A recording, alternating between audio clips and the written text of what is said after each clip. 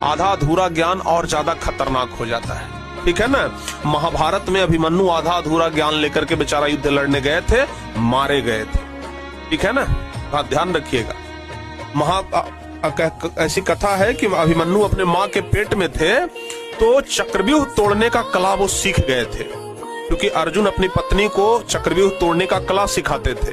उस समय अभिमन्यु अपने माँ के पेट में थे और अंदर ही वो सुन करके सब कुछ सीख गए थे।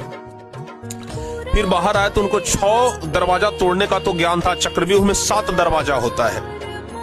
7वां दरवाजा वो नहीं सीख पाए थे। क्यों नहीं सीख पाए थे? क्योंकि अर्जुन जब अपनी पत्नी को कथा सुना रहे थे तो 7वां दरवाजा तोड़ने वाला जो कथा है वो जैसे ही सुना रहे थे ना, उसका विद्या जैसे ही अपनी पत्नी को बता रहे थे तो उनकी पत्नी सो गई।